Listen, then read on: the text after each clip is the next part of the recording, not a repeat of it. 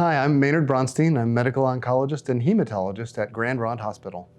Breast cancer in general is a disease where cells grow in an uncontrolled way, and when that happens in the breast, it's breast cancer. Breast cancer, unfortunately, is a common disease. In the United States, we can expect that roughly 1 in 9 women will develop breast cancer at some point in their lives. Breast cancer develops in a way similar to we're familiar with colon cancer, the way it starts with a polyp and then the polyp can eventually mutate and become cancerous. The same or a similar process happens in the breast, where there are stages that the cells go through before becoming breast cancer. Once it reaches the cancer stage, then it can become invasive and create a health problem. Screening for breast cancer is very important. Mammograms save lives. Breast cancers develop starting with precancerous abnormalities that you can very often detect with a mammogram, and then over time, those abnormalities can continue to evolve to become an invasive breast cancer that can be a dangerous health problem. Through early detection, you can find lesions that are highly treatable and prevent the invasive breast cancer that we all want to avoid.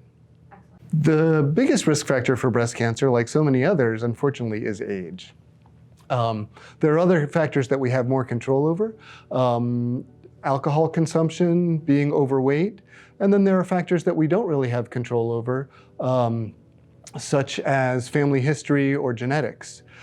Another risk factor is, as doctors like to say, unopposed estrogen. So that involves things like hormone replacement therapy and also multiple menstrual cycles. So actually having babies and breastfeeding reduces the risk for breast cancer. How is breast cancer found? These days, mostly by mammogram. Mammogram allows you to detect an abnormality in the breast far before it becomes palpable through a physical exam. So it is important to do mammographic screening.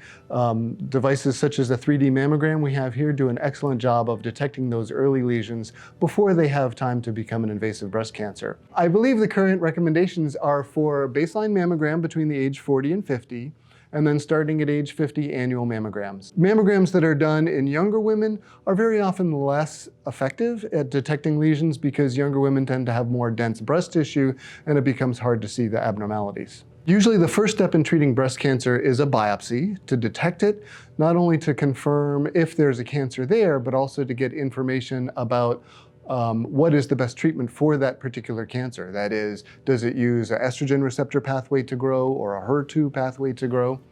Once a cancer is detected, usually the first step is surgery to remove it.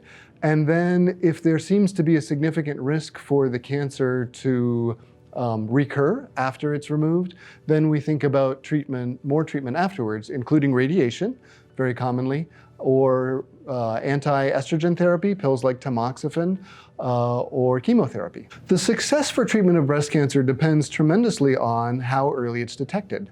So early stage lesions, things that are detected before they become invasive, are almost completely curable. If the cancer is detected at a much later stage, let's say after metastasis to another organ, that cancer can be treated, but with our current abilities, we usually cannot cure them. Most breast lumps are actually not cancer. So finding an abnormality on a mammogram is not a cause for alarm. It is a cause for concern. It shouldn't be ignored. But roughly 2/3 of the breast biopsies that we do come back benign. The system is set up that way on purpose because we don't want to miss any breast cancers. So we know we're biopsying some lesions that are not cancerous just because we want to make sure we don't miss any that are. Self-exams are very helpful.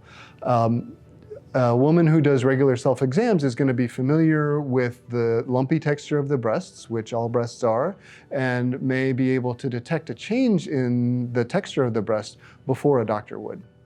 An early stage breast cancer usually causes no symptoms. If the cancer goes to a more advanced stage, it can cause discomfort in the breast, sometimes bruising, and then if it spreads beyond the breast, then you can get symptoms in other areas. For example, enlarged lymph nodes under the arm, or sometimes discomfort in other areas.